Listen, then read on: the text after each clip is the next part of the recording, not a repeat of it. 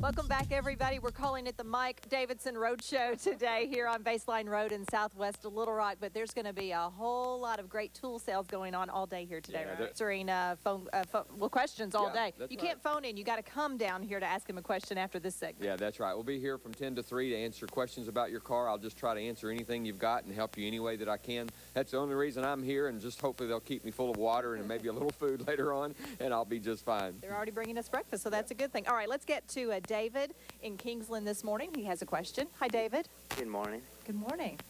Hey, I got a 2005 Dodge Stratus, and we get water under the front passenger seat, but not on the front floorboard. Oh, well, great. Well, what you want to do, if it's just water and it's not antifreeze, antifreeze, you know, will have a sweet smell, and that would be your heater core that's leaking. But if it's just condensation, then that is going to be from the air conditioning system, where there's a drain tube over on the right side, right underneath your dash, that allows the condensation that builds up inside your AC system to get outside the car. Now, that tube can be actually kicked off just by someone stretching their legs out. You can kick that tube off. Or even what's more common is that tube can get restricted or kinked, and then the water's, of course, got to go somewhere, and that's where it's going to end up. Now, here's what's important. Let's get that problem fixed, and now we've got to get the symptom cleaned up, and you can't really get all of that water out just by vacuuming from the top side. You're going to need to undo the trim around the carpet, pull the carpet back, and either replace the padding, which is really inexpensive as far as the padding itself, or use the vacuum. You might be able to dry it out that way. In some cases, I've been able to pull that out, set it outside and let it dry for a day, you know, as long as it's not raining, and then be able to reinstall it, because you want to be sure and get that out of there, because you will get mildew in that car if you don't get that out of there. Just like in your home, you got to think about the pad underneath. Yes, that's right. Okay, thank you, David. Let's get to Keith, who is in Jacksonville this morning. Hi, Keith. Hey, David. Mike. Yes, good morning. Doing good. Hey, I got Mike, I got a 01 Chevy 1500. For some reason, the ABS light and the brake light comes on, you know, after I drive down the road for a certain period of time.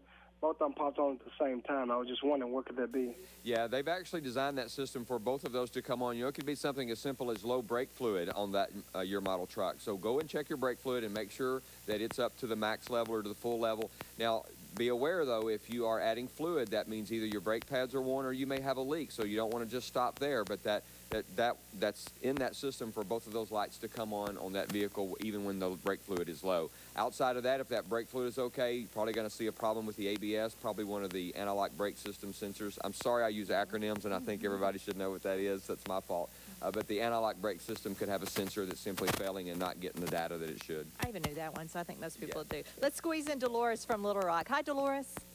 Hello. Hi. Morning. What's your question? Yes, I have a question about my 2001 Mercury Grand Marquis. Okay. I'd been smelling a smell like heat or burning, something burning, and then I'd had a little rattle somewhere in the car and we couldn't find it. And now I get cool air through the vents from the air conditioner, but I don't get the forceful air even on maximum control. And I've had 2 or 3 people give me different estimates what are things it might be. Could you give me... Right. Most likely when we don't see as amount of air coming out those vents, that usually means that the air is probably being directed in multiple locations where there's a blend door that sends the air in one direction or another. And so we probably have a blend door that's either